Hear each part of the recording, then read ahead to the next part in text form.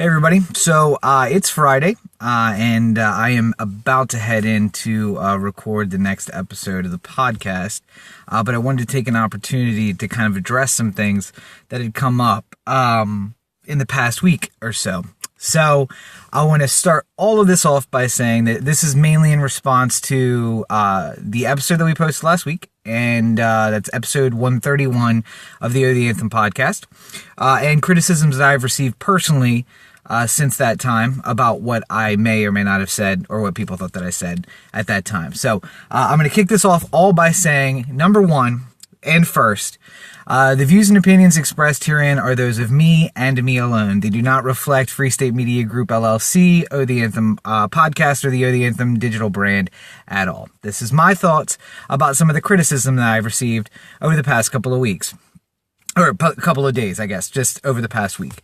So, for anybody who listened to the episode, they heard what I thought was a real take. I will honestly say that it was done on the first day that the story broke, and I don't think anybody had any idea that it was going to become this huge thing. But over the past few days, I have been called a misogynist. I've been told that I am perpetrating rape culture, that I am part of the problem, and possibly what I would consider the most injurious. Someone told me that I sound like someone who assaults women, and that's what this comes from. That needs to be addressed. I need to correct something, and I want to give some perspective about who I am and the things that were said, and from there out. So I'm going to start with a little bit of history so that you know a little bit about me. And I'm not going to use this by way of excuse. I'm using it by way of explanation. The reason that statement, "you sound like someone who assaults women," impacts me so much is because, well, there's a long history. I was 6 years old when I was accused of sexual assault for the first time. Now, of course, they don't call it sexual assault when you're 6 years old. The little girl who I was dating in first grade, dragged me out behind the tree in the very back of the playground, and insisted that if I liked her, that I needed to kiss her, and positioned my hands on her butt, and she kissed me, and we stood there literally just touching lips and holding each other, and the teacher found us, and no one seemed to care, and no one asked how we got out there. They didn't care that she took me out there, that it was at her insistence, none of that. What happened is I got a talking to about how it's appropriate to touch girls and how it's not appropriate to touch girls. And that was followed by a few incidences of holding hands in class. And while I will say I was the aggressor in one of these occasions, more often than not, it was her who took my hand, but that question was never asked. It was always, you know that it's inappropriate to touch girls this way. So I'm 6 and I'm in first grade, and this is kind of the path that I've gone down. And then Freud would say that I entered the latency period of my sexual deviancy, and no events happened for a while. The second time that I was accused of sexual assault, I was 16 years old, and it had occurred at an event for drama when I was in high school. And I'm realizing that some of you may know some of these stories. Some of you may know a few of them, but I doubt that anybody knows all of them. So this may come as a shock to all of you, and that's fine. But there was some joking and playing around, and there was some completely consensual and accepted to touching that was not sexual in any way. But there was touching of a person. I will agree with that. But when that person's boyfriend found out that something had happened, all of a sudden it became an unconsented to touching, and it became far more inappropriate than it actually was in real life. So despite my pleas that it wasn't what it was claimed to be, that did not matter. I served detention for it. I had a mark put on my record that this had occurred, and that stuck with me, obviously, for a long time after that. When colleges requested my transcript, they got my 1410 SAT score. They got my 26 or 28 or whatever it was ACT score. And they also got a little notation that said, you may be accepting a sexual predator because this incident occurred. What wasn't included in there was that 2 months after the event occurred, after the victim broke up with that boy, she recanted the entire story. She apologized to me. She told the school that it had, in fact, occurred the way that I had laid it out, that it wasn't what it seemed to be at that moment. But that recanting didn't make it into the record. All that made it into my transcript was that this occurred, it was a true thing, and that it happened, even though that it didn't, and that I was punished for it. This was also the first occasion when someone told me that, well, it's your reputation. People know this stuff about you, so you have to know that you need to act differently because all of these accusations are going to be assumed to be true because of who you are, because of what people know about you. So I was predetermined to be guilty by anybody who made a claim. I will say that there was one event that happened before that, which was when I was 13 and in 8th grade, and a 9th grader who was 15 passed me, or in my direction, and very sexually explicit note, which I didn't understand, frankly. I mean, I was in a small Christian school, and I had no idea about sex or girls or anything like that. But I had been in a play with a friend of hers, and I remember how nervous I was when I put my arm around her.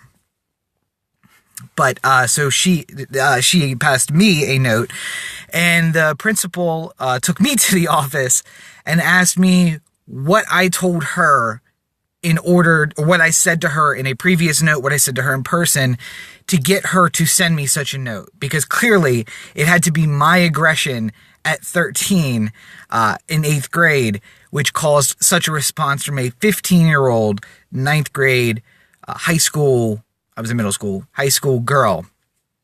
It had to be something that I did that would cause that reaction, right? So, that's the setup for then later being 16 and being told, well, everybody knows who you are. They know how you are. They know what your reputation is. So you need to act accordingly. And so that transcript followed me to college, with that notation about, an incident of sexual, assault. But of course they don't call it sexual assault. They call it, inappropriate touching, or whatever. So, the first time that I was accused of rape, I was 20 years old. And I was at a party at my dorms, and I think smartly for me, so there was, obviously it was a co-ed dorm, there was a co-ed party, and it was clear that a girl who I was not friends with, but who I knew from class, had too much to drink and needed to get home. And she decided to walk across campus. And I did not like the idea of her walking across campus by herself, in that state especially.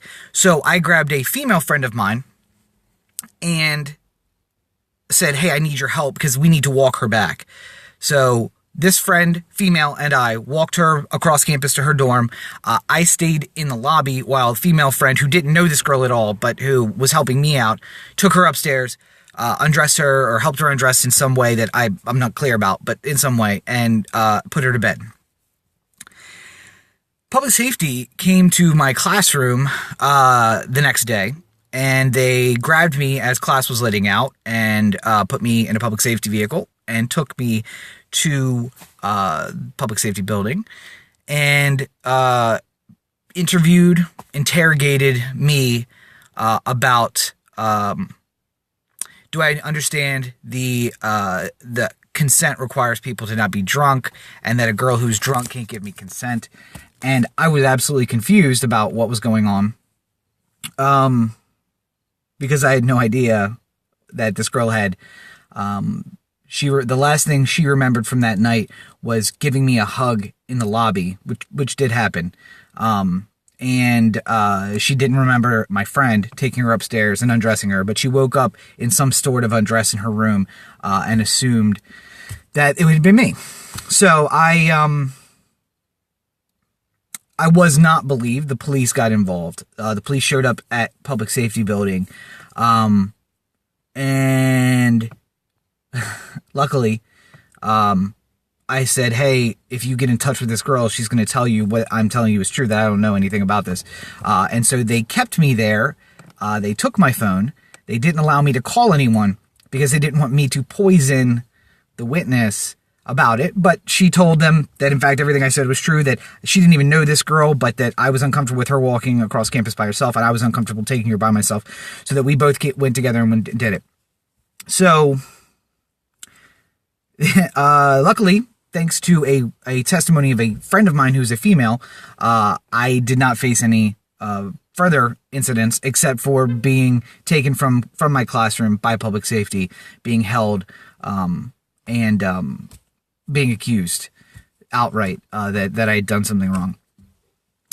The second time happened just a few days later, when this same person, still convinced that something sexual had happened, and since I couldn't be the perpetrator on my own given the circumstances, was convinced that at this party, that the reason that I stuck in her mind so much was that it must have happened earlier, and that a couple of my roommates had actually perpetrated this violent sex act on her in the dorm room while a party was going on with 24 people in the other room, that we'd taken her into the bathroom and done that. So I once again had to go back to public safety, and I had to tell the story once more, try to remember through a drunken haze what I did all night long. Had someone tell me that they didn't believe the story.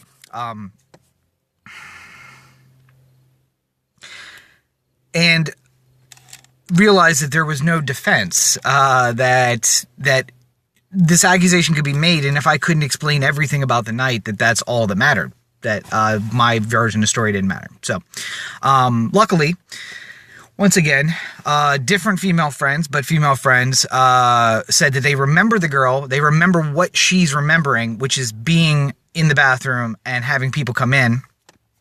One of our friends went in the bathroom and found her in there, and asked us to help after redressing her, because she was undressed in the bathroom, asked us to help her, lift her up and carry her out to the couch, which we did, which preceded my thought that we need to get her home, but that I didn't want to take her by myself. So we've now moved out from there. The second time that I was accused of rape, or the third time, I was 21 years old, and I'd been dating a girl, and we had broken up, but we continued to see each other intimately. I did not know that she was dating a new guy, and so when he found out that we'd been together, she then went and actually spoke to the sheriff's department about the fact that the last occasion which we had been together had not been consented to, and that it in fact was an assault. So the sheriff's department came to my job, the job that I just gotten, and suggested very strongly that I need to come with them at that moment. They weren't placing me under arrest, but that I needed to come and give a statement. So I did get to walk out. I had the cuffs on in front of me, not behind me, but I got to go down to the police station and give a statement.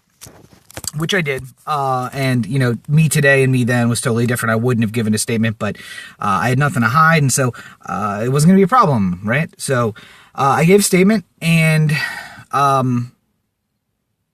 when they arrested me, they made sure that they let my boss know that I might not be there the next day, because it looked like I was going to be charged with rape, sexual assault, and a whole bunch of other things. So you can imagine that me going into work the next day, well, it's unfortunate you're in probationary period. We're just going to have to let you go. It's not something we can do, so I lost that job.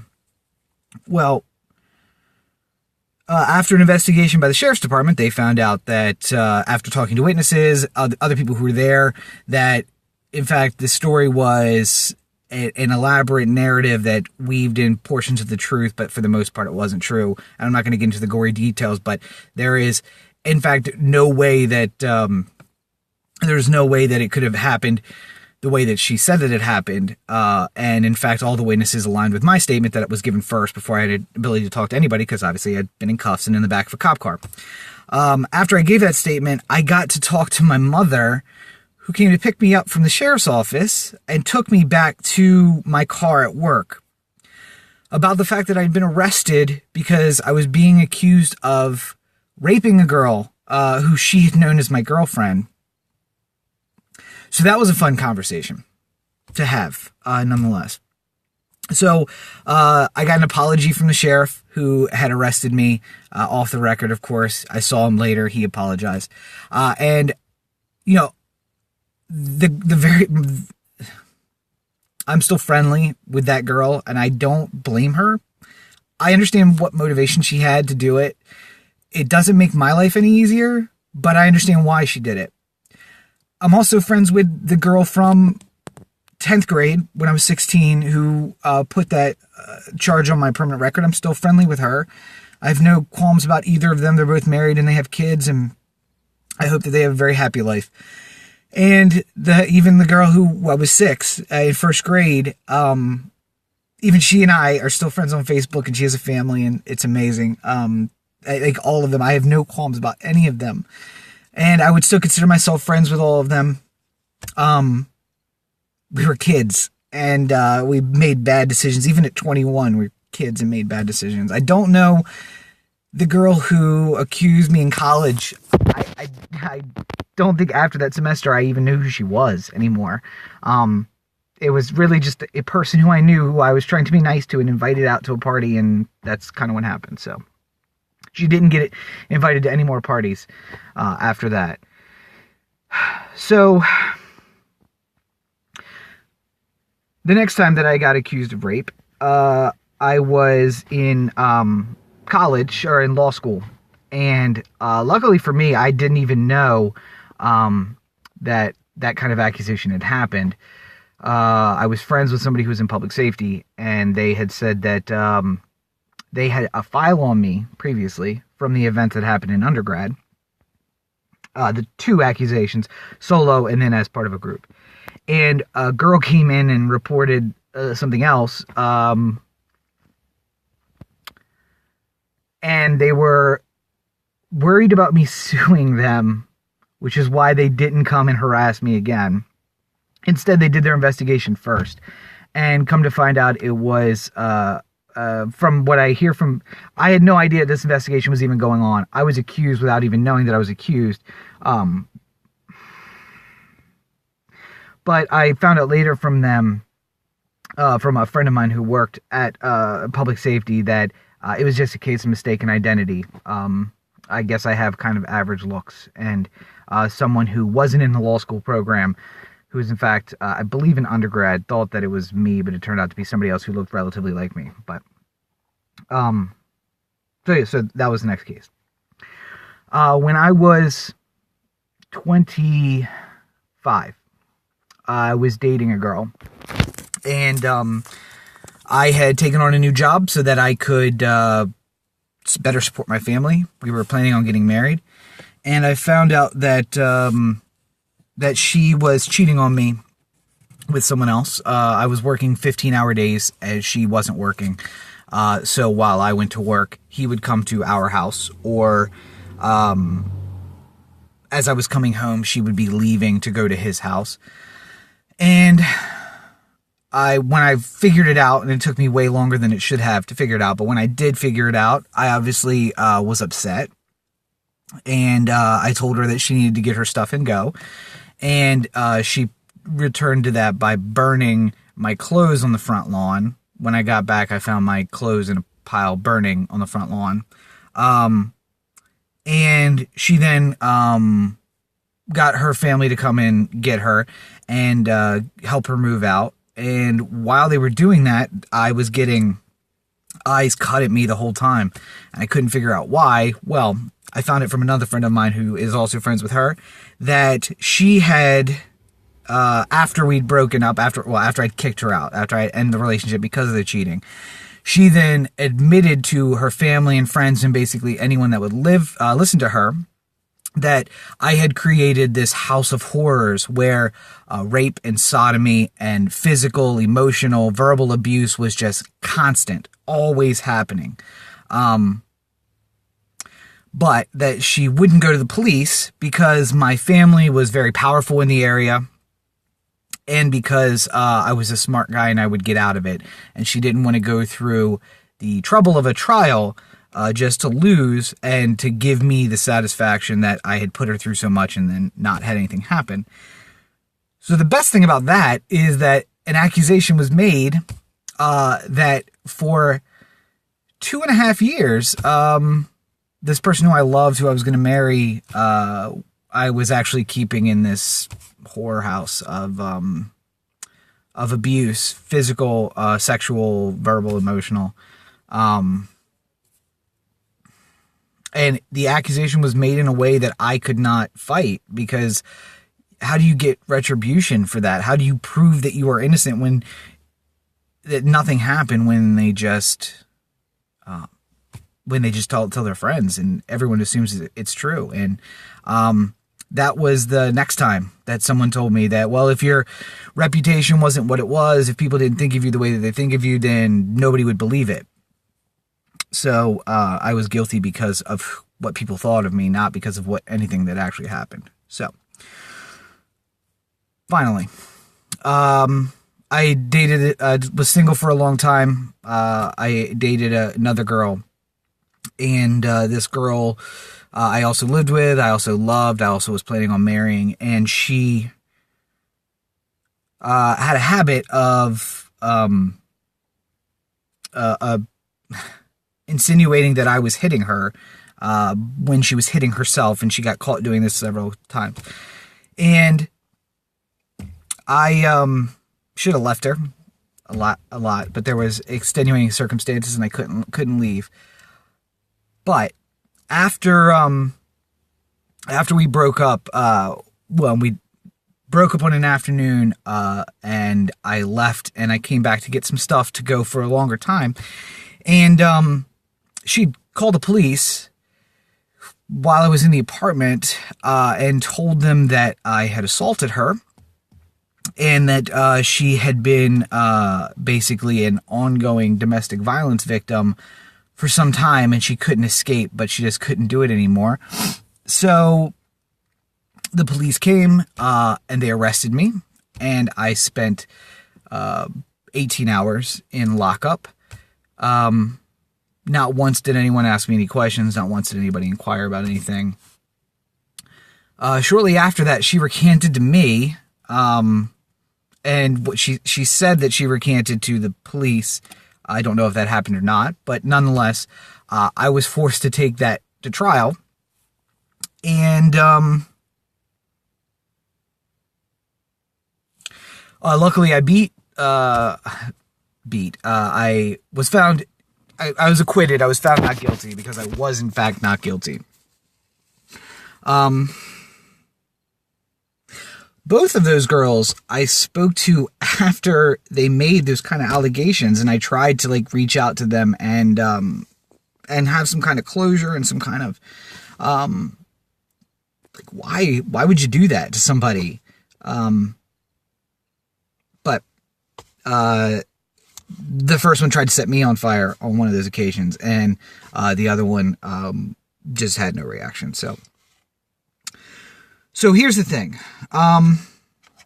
Despite all of that, last year I dedicated 400 plus pro bono hours to victims of domestic violence, to rape and trauma survivors. Over the last 5 years, I have dedicated more than 1,000 hours, probably close to 1,500 hours, to domestic violence victims and victims of rape and trauma survivors. When I had money, I helped with money. When I had time, I gave time. All of that, all of the stuff that I've outlined today, none of that impacted the way that I thought about myself and the way that I thought about other victims. But to be that person and to have those thoughts personally, and then to be attacked personally about things that are said,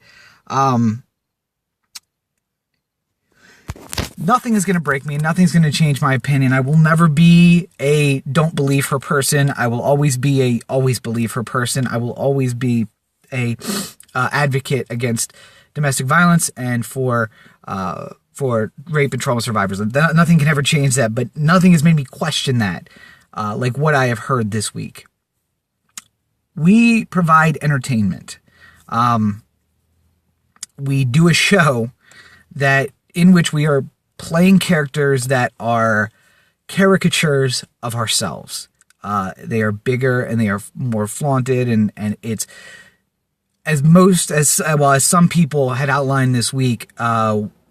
We try to start a conversation, and boy, did we start a conversation.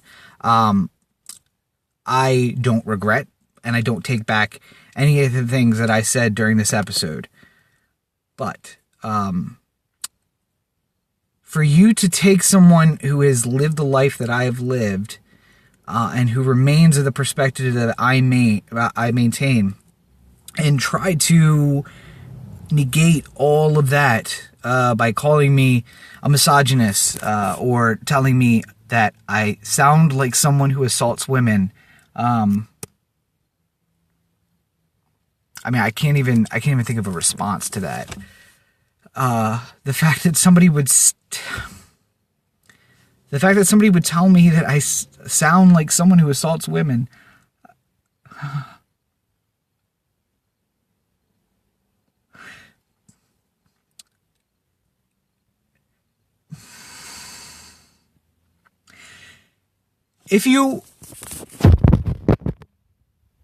I stand by the point that we made during the Hot Take on Friday. Guys are horrible people, and we are 80,000 years from walking, 200,000 years from walking upright, from being hairy apes, and 20,000 years from developing the first society. Like, we are not that advanced, and you get guys together and they act more ape-like than they do human-like. And there are two groups of these people. There are people like Corey and I who joke and rile each other up and play games, and who would, I'm confident to say that he would, and I know that I would put myself in harm's way to stop harm from coming to another person. But there's just... And then there are people who rile each other up and then go out and do those actions. We need to start drawing a line between people who talk and people who do. And the fact that guys do crazy things and say crazy things to each other, is it okay? Probably not. Probably not. But again, we're humans and we all act the same way. And every person who I heard something from this week, most of them were female. I'm not going to say they all were female. Most of them were female. But more than one of them I know has walked up to a guy at a bar and kissed a guy, or grabbed a guy, or groped a guy at a bar and said, well, it's not the same thing. It's not the same thing. I kissed him, but because after I kissed him, he then liked it, well, that makes it okay, right? And it's not okay. It's not okay either way. Unconsented to touchings, unconsented to sexual contact is not okay. Corey and I are not guys that if we sat in a room with somebody and he bragged about a sexual assault, would stand for that. We would not stand for that to happen. I would not stand for that to happen. You would have to be a piece of shit to fucking have a guy brag about an assault that he portrayed and then just be okay with sitting there and riling it up. That's not how this works. But there's a difference between that and between what we were claiming, which is guys who were just sitting around. And in hindsight, over the past week, again, we hot take the story right after it broke, and it come to find out, it wasn't just guys talking. There was, in fact, behavior that backed it up. So that changed my perspective on the issue of this person. It doesn't change my perspective on the issue that this is what we do as a society. This is how people, and I don't regret the statements that I made in that regard. If it changes your opinion of me because I'm willing to admit that I'm not perfect and that I don't just, I'm not going to put on airs, and I'm not going to be fake about how I act. Yes, the podcast is a big version of me. It's a caricature of who I am really. I would never talk about the things I've talked about here on the podcast because that's not who the character that I'm playing is. But for you to attack me personally about that is not understanding what we're doing, number one. It's not understanding me as a person, two. And it's defeating the purpose. And I'm sorry, I'm going a little off. I realize that I've never actually listed all of those things in a single place, and it's emotionally tolling on someone. So, to be clear, because people may have thought that that's not the case, I have never touched a woman without her consent. I have never perpetrated sexual violence on anyone. I have never. No unconsensual touches. No contact that would even be called into question. That's just not who I am as a person. I've been accused of it many times. And that's the story of one person. I think that if we asked other men, that there would be an entire cadre of people who had similar accusations. I don't do that because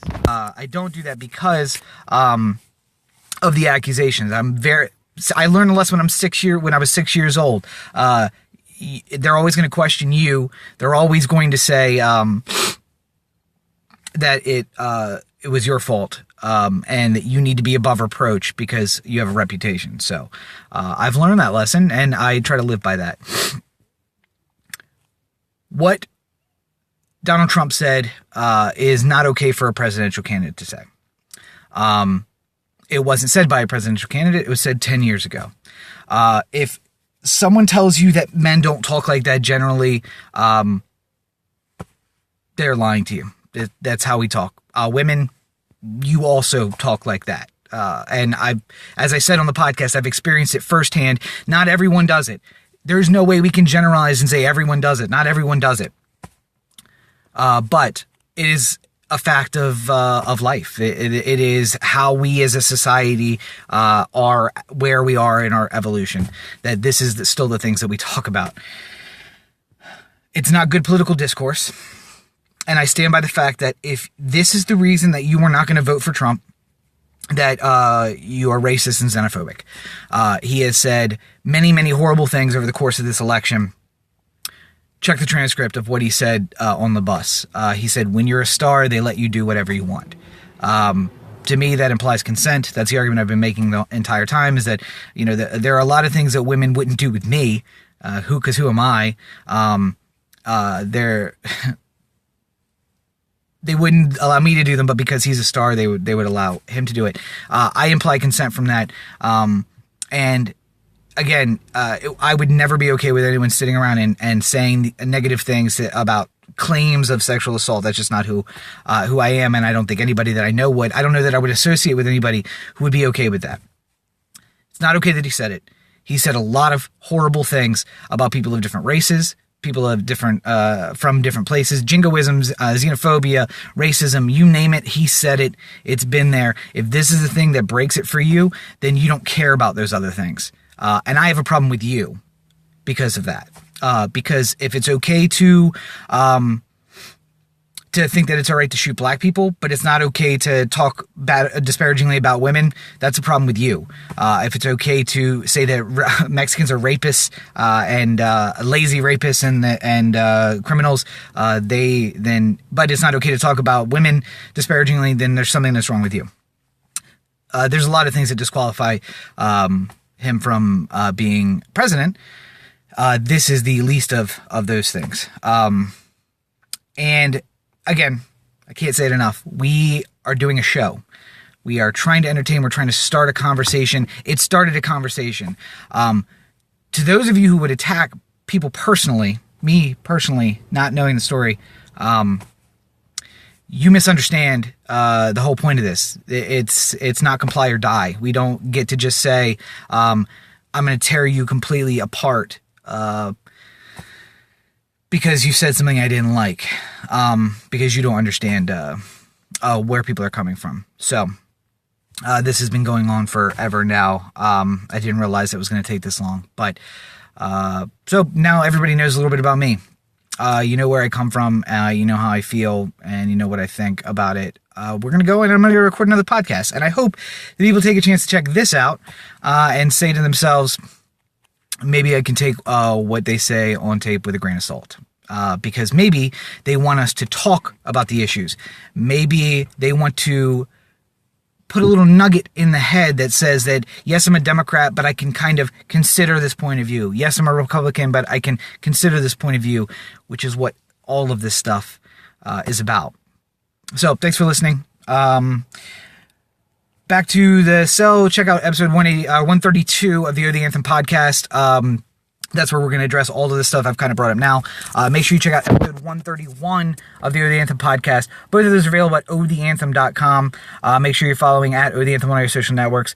And of course, if you have an opinion about what I've said here, what I said on the podcast, what anybody has said anywhere, you can give us a call and leave a voicemail, 443-219-7595.